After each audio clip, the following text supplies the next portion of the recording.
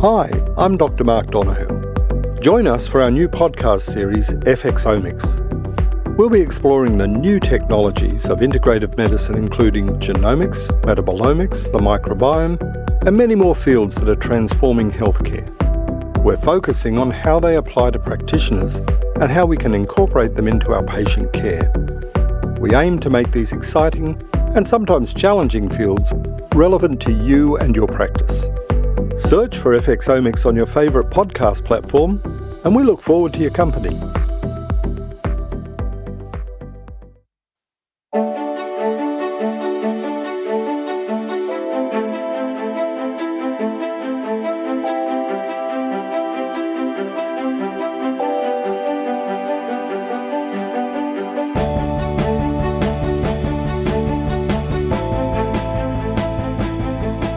This is FX Medicine.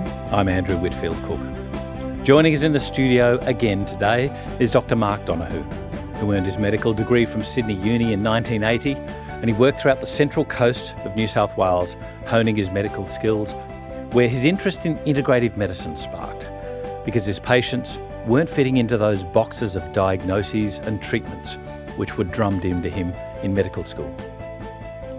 Mark is considered, and this is where we joke, one of the fathers, uncles, grandfathers of integrative medicine in Australia, and he's been the vanguard for patient health throughout his whole career. And I warmly welcome you back into FX Medicine. It's good to be reversing ageing. It's very good to be reversing. I'm going down the scale. I don't want to be the great-grandfather of this area. One day, mate. One day I will read that word. Mm-hmm.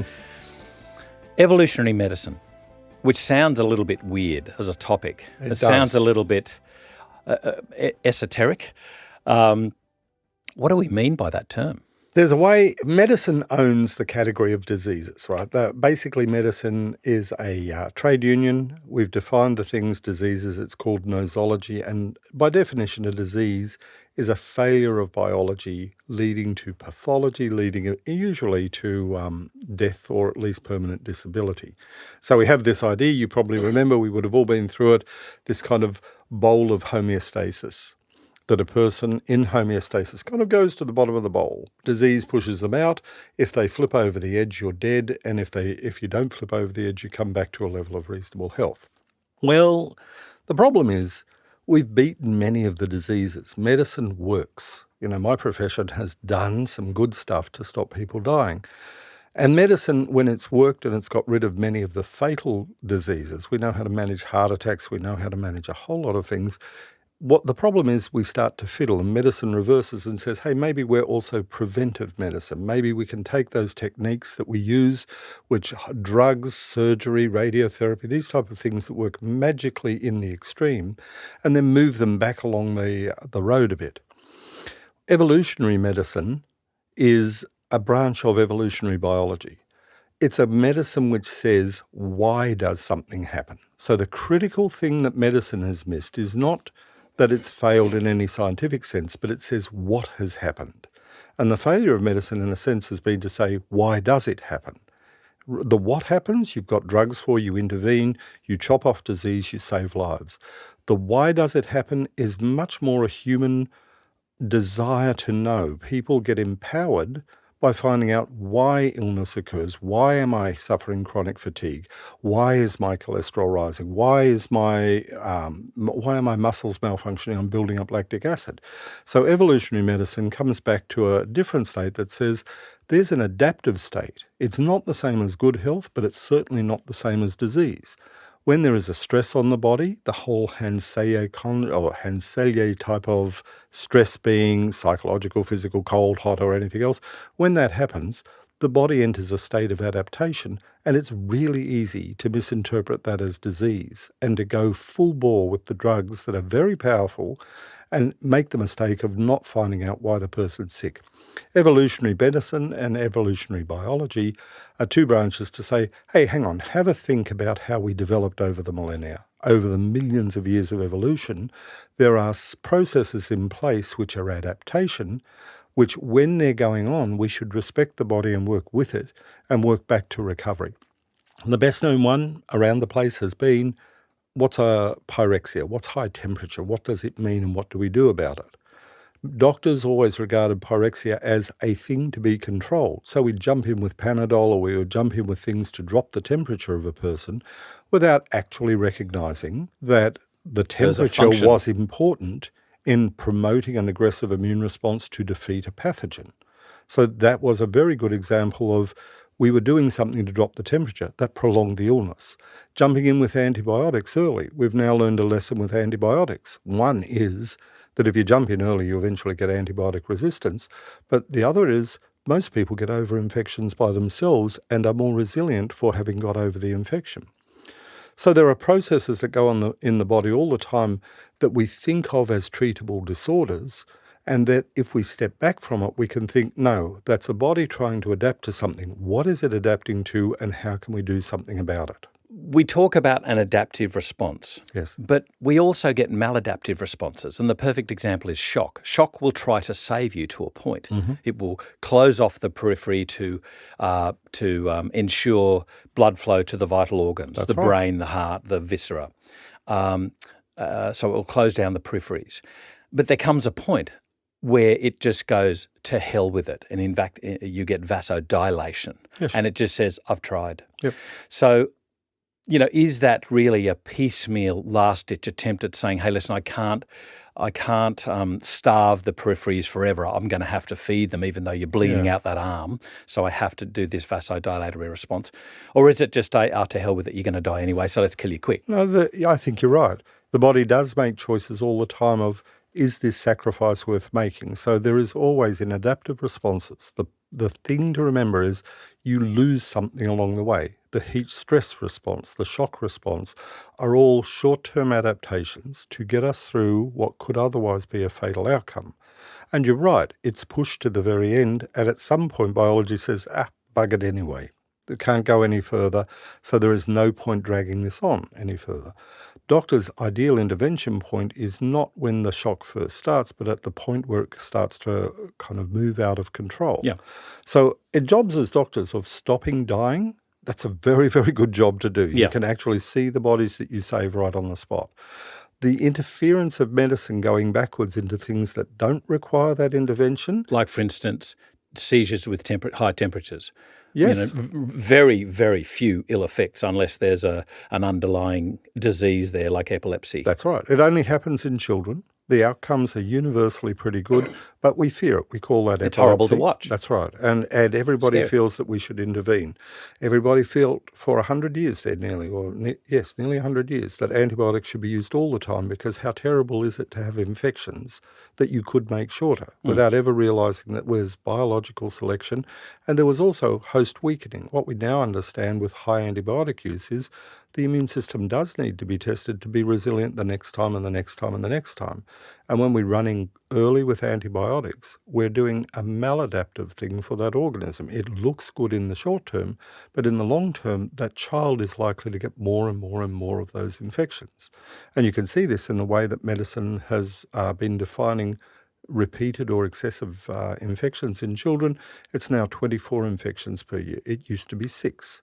And so we're putting up with more infections by higher intervention and in the background losing the fight against the very bacteria that we thought were winning the fight against. Yeah.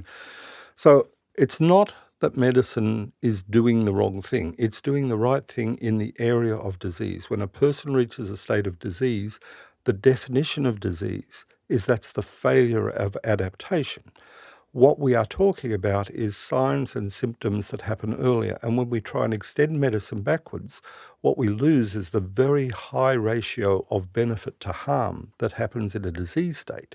A heart attack, you do not want to be thinking of evolutionary matters. You want to be doing something to save the person, bust the clot, to get the heart functioning again. Same with a stroke. So this is not an argument against medicine. Medicine's job is to identify diseases, intervene as early as possible, break the nexus between that and deterioration.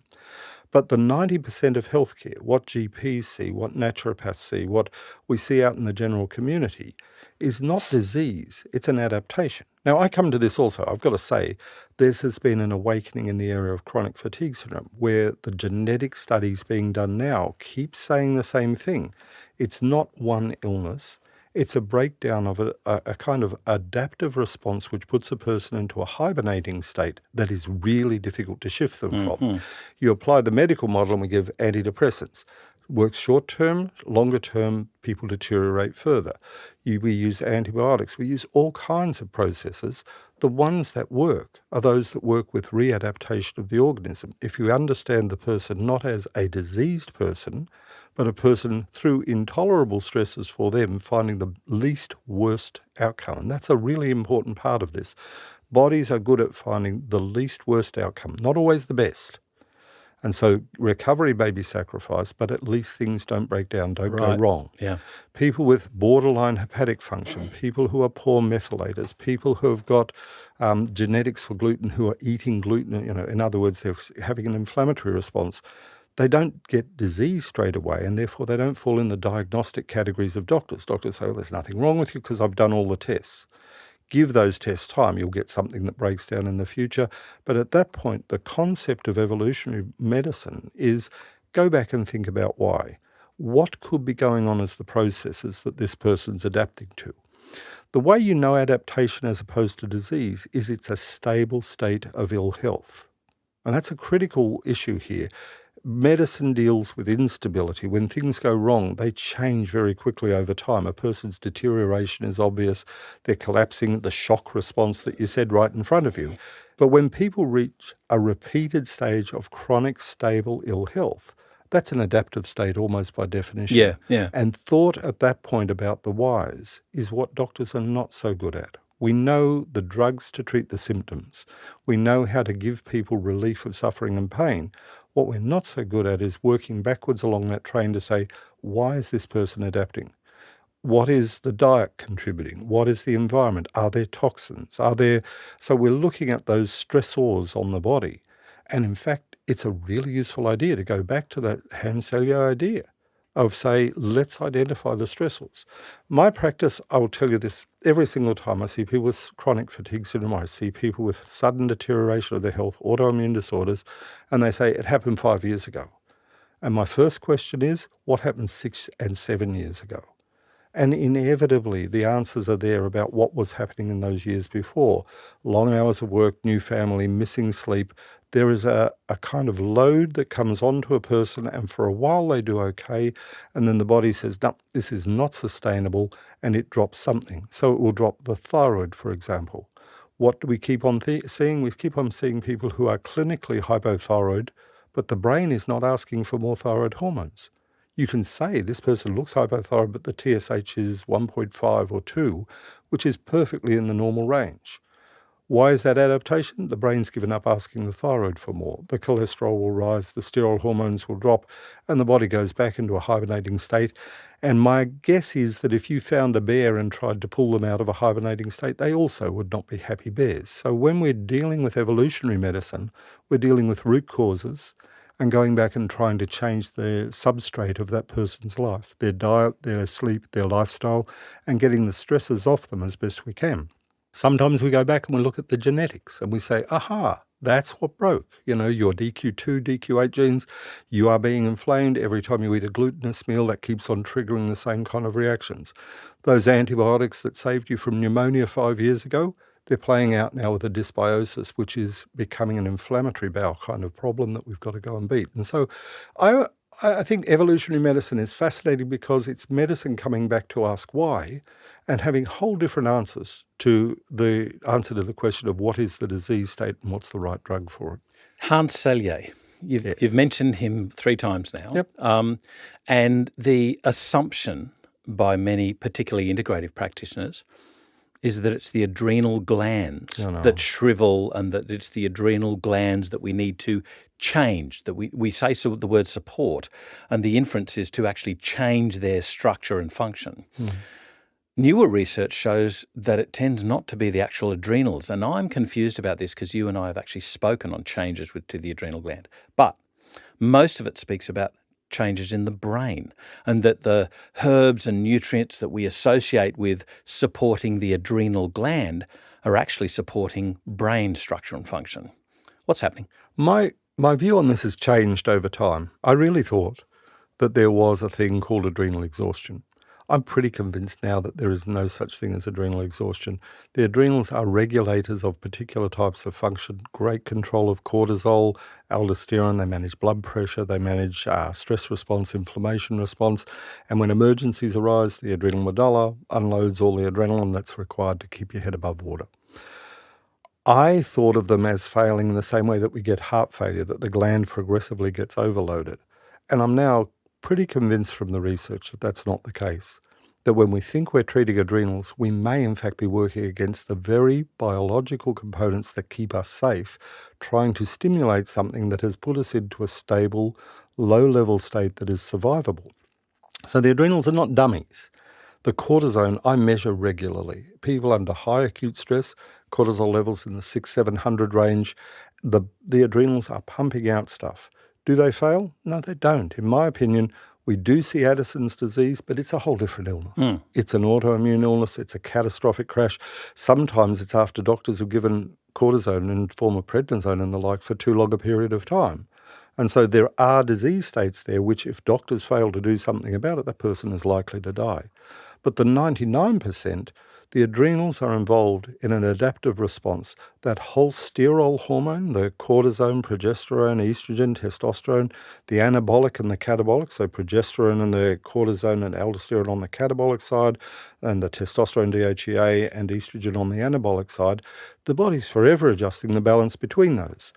When under stress, the body closes down function and goes to what we call stress proteins, which stabilize the cells, reduce function, and put you into a lower metabolic state. And that's a safer state to be in when the stresses on the person are intolerable. Our difficulty is not being able to read the stresses and not being able to read what the adrenals do. There's a catch to that, though. Yeah. One catch that I would say is people with underactive thyroids close off that kind of conversion of cholesterol to the pregnenolone at the very early stages. People under high stress and with the thyroid dropping low, you do see cholesterol rise and all the sterol hormones, all of the ones based on cholesterol that regulate the body, all drop to low levels. It's like having no pay coming through into your bank account. You've got to squirrel it around and give it to the most needy things at that time. So often you do see that you do something to sort out the thyroid and the adrenal hormones come back to life again. But that said, if the thyroid is okay, the adrenals are very, very precise regulators on a second-to-second basis about what's going on in the body, turning things up and down, sacrificing function. And then when all works well, you get the cortisol produced, you get all of the hormones working to save you. Then when the infection's gone or when winter's gone or whatever the stress was on that body, they come back to the anabolic, rebuilding the testosterone, the estrogen, their sex hormones start to return to life and the person recovers. Now, I have a view here, and that is the stresses that we were, I almost said designed for, but it's not designed for. The biology of humans that grew up in temperate climates had seasonality. Right. There was a winter every year. Surviving winter was a sine qua non. If you did not survive winter, you didn't procreate. You didn't have a next generation. So the cortisol and stress responses seem to be brilliant to get us through a 3 to 6 month period, but not a lower grade stress that goes on for 25 years. I think variety and variability of the environment, diet and the like is exactly what humans are bound to thrive in. And when we close that down, when we reduce diversity of temperature, when we have air-conditioned homes, when we don't have winters, no supermarket in the world has a winter, then we put a different type of adaptive stress on the body, and that is those who are not designed well for that particular environment do very, very poorly. And then they rely on a chronic stress response which progressively closes down function, and people complain, I'm tired, my brain's not working, I'm putting on weight. Those type of responses are adaptive responses, they're not diseases. But again, we're talking about glands that are not the command center Yeah, glands. you're right. We're The talking brain- about they're under the control of stimuli from the hypothalamus. Yeah. So when you talk about, like, is it a case that our definition is wrong? The treatment is fine, but our definition of what we think we're doing is wrong. Yeah. Like, for instance, antioxidants. I have severe questions about that term, antioxidants, as a one-way action. Yeah. We have redox partners. We use redox partners, for goodness sake. Look at CoQ10. Look at ubiquinone and ubiquinol. Yes. So that's getting off track. the whole thing is that we're under the control of the stimuli, the central stimuli command. Let's say it's the CIA or the Pentagon for a military analogy. Great. But Body at war. And body at war. And then you've got your forward command centers, your Navy, your Army, and they're your thyroid, adrenal. You've got the immune system and digestion, all that sort of thing. They're your forward command centers. They're under the influence of that central command. Yep. And they sense and respond to that or not. So is the case that you say are we doing the wrong things by stimulating the adaptive response? Yes. Is it a case that we're not stimulating, that we're nourishing? If you're nourishing, then you're doing something right. You are reversing stresses. So things like caffeine, yes. Things like caffeine is a stimulator, but things like soups and rest and sleep and a tepid bath, tepid sponging and that sort of thing, are they more the nourishing types of actions? They may be. I would step back. I think you're right. The regulator comes from the hypothalamus of the pituitary. And so the hypothalamus is a receiving center. What's going on out there in the body? A kind of regulator of incoming signals, aggregates them, says to the pituitary, thyroid up a bit, hey, give the adrenals a bit of a kick, they're falling behind. And that processing center in the brain can be disturbed. Psychological distress, lack of sleep. There are a lot of things that can change the ability of the hypothalamus to stimulate the pituitary to send out those messages to all the special forces out there. Even the insulin responses, those kind of messages that have to come out. If the brain is under stress, it will often say, stressful time, put together the kind of stress responses for the body, save up all your energy, put on weight, set the metabolic rate a little bit lower, change the heart around so that the demands are a little bit less, and sacrifice non-essential function like short-term memory and concentration and the things that people live their lives through. And so people who come to me will say, my memory is failing, I haven't got the strength, I fatigue very easily. I look at my dog lying on the ground and think, only humans have an imagined other life that they could have. In biology, when something makes you stop and rest, you stop and rest. Humans don't do that. Humans go to work, they keep on doing the things that they're doing, they keep on buying from the supermarket, and it takes some significant deterioration before they turn up at a practitioner to say, here's the bits that are going wrong. So it would do us well to think like a brain, or to at least think like a hypothalamus, to be able to say, what are the inputs here? And that's where a lot of the pathology testing is worthwhile. You could do the pathology and say, okay, you've got gluten reactivity, you have got inflammatory processes going on.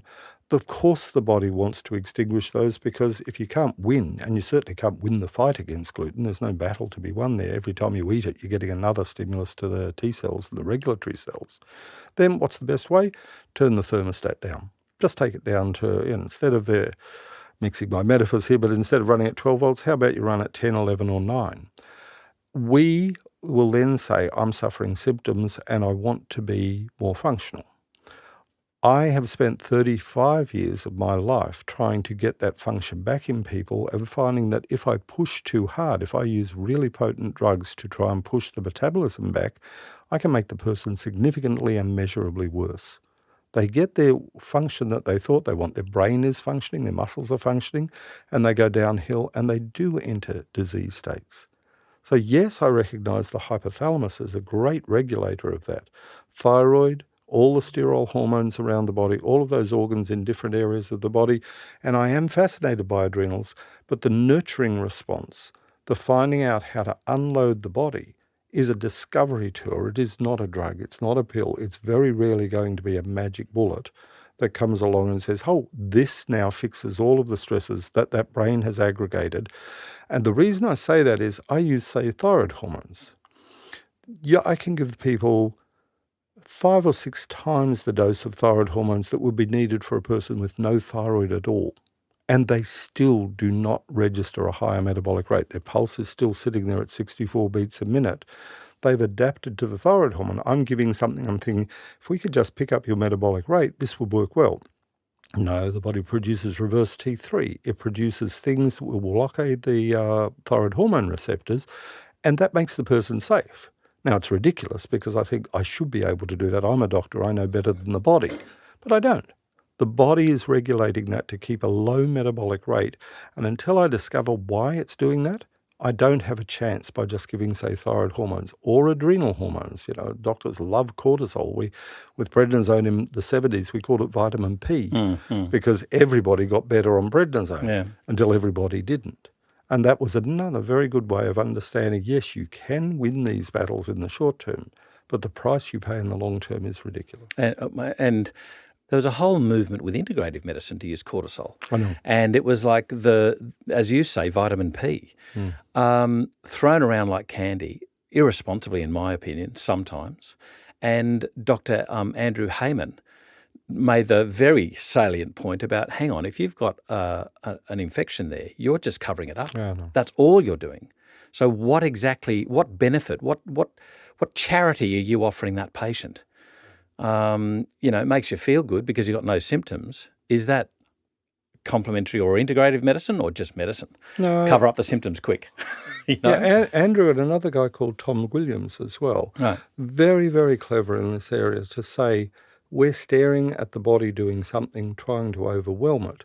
If we try and overwhelm it, we take full responsibility for all body functions. We don't do very well with that. I think those two especially have done the work to prove that there is no such thing as adrenal exhaustion. Adrenal exhaustion doesn't exist. Adrenal adaptation does. Yes. And I do think that when doctors get in trying to make adrenals work, we can only think one way. What's the final hormone made? Whereas the herbs clearly work another way. And as I have said to you 1,000 times, one day I aspire to become a herbalist because I think the plants are the most interesting areas of evolutionary medicine. How did we grow up in our environment with the plants and the herbs and the foods? And there are so subtle divisions between these. How did we do it? How did people learn that you give a soup, a warming soup? How did people learn those kind of things? They were the molecules of life that surrounded us. The people who didn't benefit from those, who couldn't respond to those, probably are not with us, and we are the evolutionary selection of those humans that are left. So I have great respect for the traditional naturopathic herbalistic view that if we can do something to encourage the return to function, I agree with you. Sometimes the naturopath will say, I'm going to stimulate your adrenals, when maybe what they're doing is regulating the hypothalamus and pituitary. It probably works on whole different levels than what we think. You mentioned plants, and plants don't just nourish the body as a whole, but now we're finding, it's majorly or interestingly polyphenols, which help balance our microbiota. It's polyphenols, which are these quote-unquote antioxidants. Yes. Or, redox partners, whatever you want to term them. It's plants that in the form of herbs which nourish, we thought, the adrenals, but now we're finding the brain. Here we go, the ginsengs. Yes.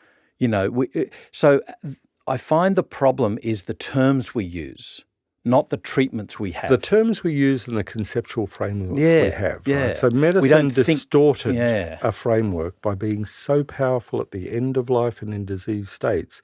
We call our system a healthcare system for no good reason at all. It's a disease care system and it's a very good one. Yeah. But the term healthcare is not something that medicine has ever got any evidence to back it up. And in fact, you see this happening all the time. What's the evidence that diet, positively affects outcomes? It's very difficult to do trials when you don't have a disease state that you can rely on. Why do we choose people who've already had a heart attack to test statins on? Because they're really going to be likely to get a second heart attack. What do we really want to know? How do you get the other 6 billion people in the world to not have heart attacks? So we do come back to that over and over. A lot of the antioxidants, the so-called oxidants and antioxidants, are signaling molecules. Nitric oxide, signaling molecule. These are telling the body messages, stories that the brain and the hypothalamus are adapting to, way below our level of consciousness. But the one thing that we can all recognize that feeds into it is psychological and situational stress. Often we do not know the viral load that we carry. We don't know the metabolic loads that we carry. We don't know our poor responses to glucose or sugars in the diet. But what we can say is, my job stresses me, my partner stresses me, it's Valentine's Day and I haven't bought flowers or something like that. We can pick the points and we lay everything on that as though stress management or stress reduction is the only thing to do. And most of the patients that I see can pick the events that triggered something, but they were already close to the edge, because that same event in another healthy person would do absolutely nothing at all. It would be a bounce back phenomenon. So I do go looking for what are the weak spots that a person brought to their life. Everybody has trapdoors. Some are poor methylators. Some have got particular predisposition to autoimmune disorders. Some people have got lousy immunology, low IgA or something like that. Everybody brings weak points to life. There are no perfect humans. If you want CRISPRs, maybe there will be in the future, but it will still be a human-chosen perfect Brave new human. world, yeah. That's right. But we all bring our weak points, and if you're really lucky, life never exposes one of them. If you're born in northern China, you don't eat a lot of gluten, so you don't know that gluten reactivity and inflammation can trigger thyroids. The diseases that are responsible for that are consequent upon that just never appear. But if you're in southern China and you do have wheat, those same genes can be very, very difficult and cause inflammation out of control. Wheat's a whole podcast, but anyway, Wheat, it's not just one podcast. Hang on, wait, we'll get we off will track. leave that. So is one of the major sort of issues facing medicine, orthodox medicine here, that we've got the pressures of modern life facing people. They need to, as a pharmaceutical company, very successfully put on their cold medication. They need to soldier on. So people need to get back. We also have this convenience, please help me with a pill, mental attitude of our Western society, rather than I will do the foundation. Can you help me snip off the edges so that it's all, a nice little package and I get well. And medicine is also faced with that problem of there comes a time when you need to act. There comes a time when you need to intercede and help somebody. Where is that point? And that person is asking you for succour. And you need to say, how can I change that? So a problem facing medicine is that you need to intercede in a way that you can measure change. And is that one of the foundational issues of medicine? You can intercede You need to prove and still change. go looking for the causes, right? So people with headaches, I have no problem with people having migraine management with triptans. I have no problem with symptomatic treatment of depression when people suffer depression. You need to be clear that these are not diseases, these are symptoms, and doing symptom management with the cognition that this is step one to get you feeling better. And then we find out why the headache, why the blood sugar is rising, why the weight is going on. If you leave it with the symptom management, you are waiting for the next thing to break in that person's adaptive response. If you give succor, as you said, if you give people relief, that also gives them a reduction of stress. The stress of pain is a real thing, and it adds to that whole load. So I have no problem with using symptomatic treatments. Doctors, naturopaths, everybody have their favourites. It doesn't matter where you go, herbs are used to relieve symptoms as well. It's the failure to go backwards one step further and say, why is there a headache? So there are people who have just fallen off horses, got their neck out, and with good management of the neck, their headaches will go. There are others who are getting migraines which are triggered by particular amines in the diet. Getting amines out of the diet is going to have a big impact on that person's headaches. So medicine's failure is not that it never thinks of it, it's that it thinks that symptom management and the person not turning up to your surgery is the same as a cure. And it's not. So people go to doctors over and over, and when I see them years later, I went to the doctor, I had the headaches over and over, and why did no one pick up that I had cervical spondylitis?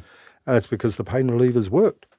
And then eventually the degenerative changes in the spine are sufficient that the pain relievers don't work. And then the doctor says, oh, you can't have any more of those because now you're getting bleeding from the stomach.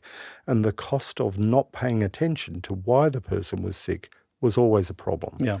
The evolutionary medicine version of that is, here's pain relief, now let's find out why. Yeah. And So if that's this the was my way next doctors question. and practitioners are thinking, if they say we have powerful tools which use short-term have got high levels of safety, and nearly all of those drugs used long-term have got costs that we almost forget about. We put people on acid suppressant. It works. For a couple of weeks, you can get a person to be really quite relieved, and then you get the problems of aspiration, increased respiratory infection, and progressively, the person who's had just a simple gourd is going to go on to develop other kinds of problems. Now we have the Infections. the National Health Prescribing Authority saying, please get people off these drugs. Isn't it interesting? I love this. Love hate. I can still remember reading MIMS when forgive me, I can't remember the generic of Zantac, ranitidine. Yes. When ranitidine first hit the market, and it was a statement in MIMS, should be used no longer than 6 to 8 weeks. And yet over time, this convenience, and this is where I get back to the patients are driving this. Yeah. I want a pill. I don't want to change. Yes. I just want you to change me. I want a pill. So there is a strange aspect to this, though. People know they're not better, but they're not bad enough to keep seeing a doctor or keep seeing anyone else. Yeah. So when you ask people, yes, the doctor put me on antidepressants, which helped enough for me to not go back to the doctor. Or they put me on pain relievers, which helped. Or they put me on ranitidine. Or a stent. Nexium is a very, very popular one these days. Yeah. Very potent acid suppression. And of course they work. Why are drugs trialled? They're trialled to do a job. Yeah. But when you look at the long term for something like Nexium, you have to treat 24 people to get one benefit in the medium to long term. Yet every doctor will say, well, everybody gets benefit in the short term because it stops the acid production. But the cost of acid production stopping is poor digestion, dysbiosis. You get a whole cascade of events and you pay for that down the line. The doctor's failure to think about why would acid just suddenly become part of this? Why is there a dietary component to this? Is there another way of thinking about this? That's the failure. Ranitidine or Nexium or any of the brands that you like, they work so well that they do not ask the second question, and we all just tend to forget that. The best practitioners that I know of ask to see a person when they're through their particular problem. So, okay, the acid suppressant is working, you no longer have the GORD. Now what's going on? And if you ask that other question, you work your way down the dysbiosis. I get a chance to use stewed apple with probiotics and Saccharomyces. Every doctor will have, or every practitioner who thinks about it, will have their way of going that extra step to take the load off. What does that do? 3 months later, the person's never needing Nexium again in their whole life. You control the process by giving a person a way back to a level of stable normality. The brain's not a dummy. It does take time. The longer you've been sick, the more the brain almost fossilizes into this way of thinking that stress ain't going anywhere anytime soon. And so you put people on diets who've been sick with gastrointestinal post-antibiotic stresses on the gut for 10 years. It can take a whole year to get them better. You get kids that have just had a few courses of antibiotics and are starting to run into all these problems, and you find that 3 months of treatment and they are basically back on their way to normal health again. Okay, but then you've also got the issue of if a doctor decided to go outside of the accepted guidelines, the college guidelines for disease, and instead chose to support the physiological reasons for the symptoms. Yes. Then would they not be considered to be flouting the guidelines and open up themselves for legal? I think doctors have to make their choices about what they do. There is a value of high turnover medicine in multi-doctor medical practices, no continuity of care, get the disease or the illness or the symptoms under control and move the person on. There is also a place for the integrative, thoughtful approaches which ask the questions and go back in detail in the history. I think they're two different jobs in medicine. And in many ways, integrative medicine is almost the wrong word. I think that there is a group of doctors who are saying life is more complicated than just the antibiotic treatable respiratory disease. And if we understood what that was, we may be able to do something deeper and stop you turning up to the doctor over and over. That's a common request from mine. Why is my child getting 6 or 7 or 8 infections? They get a bit better with the antibiotics and then they're sick again with the same thing. Nearly all of those are, this group of Lewis non-secretors. There is a failure of one part of the mucus production system to produce the anti-adhesion molecules. You can pick them out. They're 15% of the population, and every doctor will tell you, 85% or 90% get better with antibiotics. This rotten little 15% get worse.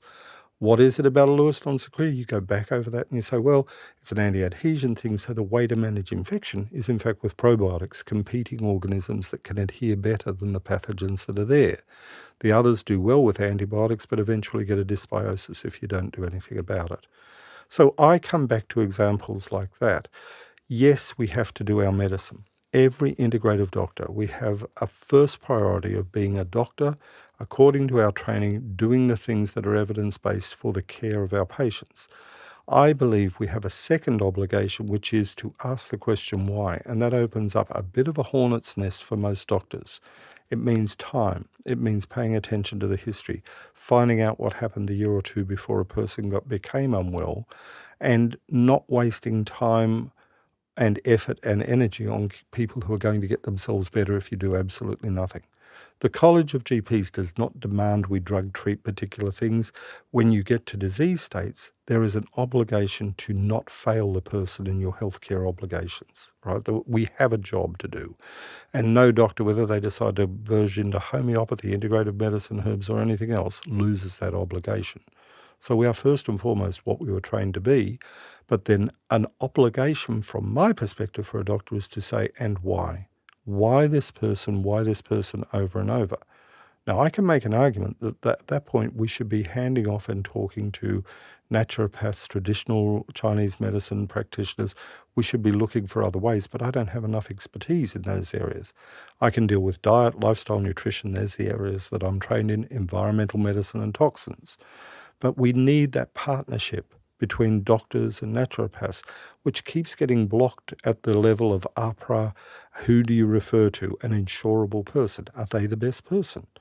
So a little bit of our problem at the moment is I can reasonably refer a person to traditional Chinese medicine, chiropractor, and osteopath out of the whole range of complementary, alternative, integrative other approaches. That's not great for me. So I have to learn enough to be able to provide advice to a person on where else they could look. There are great naturopaths around. There are terrible naturopaths around. There are great doctors around. There are terrible doctors around. Accountants, mechanics. Yeah. And the ability for our regulators and ourselves to pull ourselves together to say, here's what teamwork looks like, that you have people talking the same language. Evolutionary medicine is one of those opportunities that the doctors don't know everything. We know how to stop the disease, but when we get people away from the edge of disease, providing health is not something that we were ever trained for. Doctors hardly even know what health looks like. We really, really don't. We keep on trying to give statins to people who don't need it and failing to give it to people who do. There are treatments that work and treatments that become, if you like, trendy, and doctors just progress with those. Doctors are almost like the archetypical IT specialist. Nobody sees you unless there's a problem. Yeah. Well, doctors have one additional problem, and that is there's an IT specialist who produces a program that's going to bugger up down the line. So a lot of the drugs we use work short term and create business down the line. Yeah. What I'm really arguing for is think before there is a drug prescription. I think there's much more of a tendency now for doctors to say, no, antibiotics will not help and they may do harm. Best thing of the whole microbiome project is that we're paying attention to the gut for the first time, whereas before doctors would argue, oh, how much harm can it do? We use antibiotics all the time. That's a failure of thinking to say if I don't see the problems, then there are no problems. The problems are of a different type. You give an antibiotic for the throat, person comes back with irritable bowel syndrome or inflammatory bowel disease in the worst case, you don't see them as linked. And the doctor's experience is too little to do that. So cover the gut, cover the nutrition, cover sleep, cover the things that in lifestyle are going to contribute towards health or ill health. Allow the brain to be unstressed by being clever about what we check for. What are the drivers of inflammation? What are the drivers of irritation? What makes a person poorly nourished? I see people who are deficient in nutrients that they should not be deficient in, people with tingling of the fingers and toes whose B12 levels are terrible, yet they're eating meat all the time. And nobody thinks to ask, if you're eating meat, why is your B12 low? What they do is jab a person with B12 and say, well, that'll fix it. But if you are a meat eater with that, you either have pernicious anemia or you've got inflammatory problems on the gut. Go back that way. It doesn't open a hornet's nest. It means there's simple advice you can give to get people out of having the diseases later on. An oncologist that I've spoken with absolutely abhors the word integrative medicine, preferring instead to use the word supportive medicine, because all of the things that are used, exercise, dietary changes to include a heap of vegetables and, some judicial supplements where evidence suggests there may be of benefit. I just wonder if part of our really big problem with what we want to be accepted as is the frameworks in which we choose to label. Yeah. We need to think more about the labels that we give things. I absolutely agree with you. How your mind thinks about something, how you separate off from other groups. We are integrative doctors. We're not just your ordinary doctor. Every doctor, from the Hippocratic version of medicine, should be an integrative doctor. There is no other doctor. We have decided to go dollar, tumor, calor, rubor, the kind of Roman way of thinking. If it's not there to cut out, puncture or drain or give some drug for, then it's not of interest to us. Now we're growing back again to say, hang on, diet, lifestyle, microbiome, all of these things are important. It seems like a big tsunami on the other side there that we've got to relearn. But it's not learning. It's hooking up with other people, whether they're dietitians, nutritionists, whether they're naturopaths, hooking up with the literature, which is emerging on the microbial benefits of the gastrointestinal tract, learning about oxidants and antioxidants. Yes, I, like everybody else, we had this vitamin C as an antioxidant, vitamin E as an antioxidant. We had a very clear division, and it was wrong. I absolutely agree with you. However, those oxidant, pro-oxidant, the electron transfer, is a signaling system that convinces the body to go in a particular direction. Yes. So it escalates up to have a biological effect. It works, but it's not the reason that we thought it worked. Yes, that's right. And so playing with molecules of life, which are vitamins, nutrients, the foods and the like, rather than molecules we've put into a laboratory, just has a higher likelihood of no consequences down the line. It doesn't prove it. You can still get terrible outcomes with St. John's wort, or you could get terrible outcomes with any herb. Have one the other day where all the drugs work okay, but all the herbs have a very aggressive inflammatory kind of skin rash response. Wow. And the person said, but I'm going natural. You have to say, natural is not the word. Comes a time when you need to intercede. Yeah. And you break that chain, and then you work backwards to say, now that's interesting that all the herbs would do that. Let's understand why. Yes, that's right. And I think that to me is the biggest reason.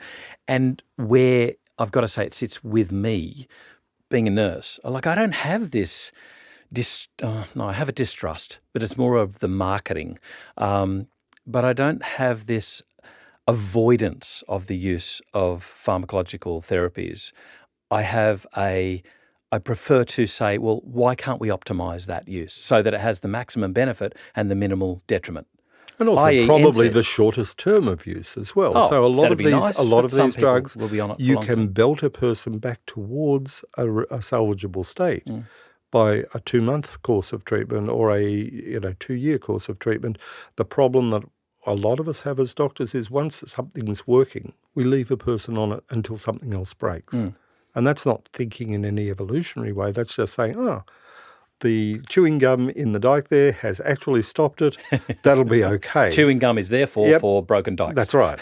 And so when it bursts again down the line, we think, wow, what happened or what went wrong there? And that we forget that the spac filler early on was only a temporary thing. Medicine gets you back from the edge, puts you back into a state where it's reasonable now to ask the questions about why. No one needs to ask about a car accident. If you bust your bones in a car accident, evolutionary medicine is just, bones break. But if you have developed something which has progressed over a number of years to a disease state, there was an adaptive point in the middle there. And understanding that is the next new link between what we think of as naturopathic medicine and what medicine thinks of as preventative medicine. And if we can meld those together, I see a combination of practitioners' knowledge and tradition as being a very valuable thing for understanding evolutionary medicine. Evolutionary medicine is all about the herbs, all about the nutrients, all about the food and the environment, and medicine's discovering it again as if it is a new form of medicine. It's sitting in plain view from the very practitioners that we would love to have better qualified, better standards, the naturopaths having registration where we can refer people on, and having standards of education which are a step higher than they have tended to be in the past. As always, Dr Mark Donohoe, you make us think, you make me think, and indeed, I will go away after this podcast and think, what did he really mean by that? Well, that's just an unclear podcast, isn't it? So I apologise. But I look forward with bated breath to the day where you say the words, I prescribed a herb at this dose. I do hand over to people who know what they're doing. Once I know what I'm doing, I shall prescribe a herb. This is FX Medicine. I'm Andrew Whitfield Cook.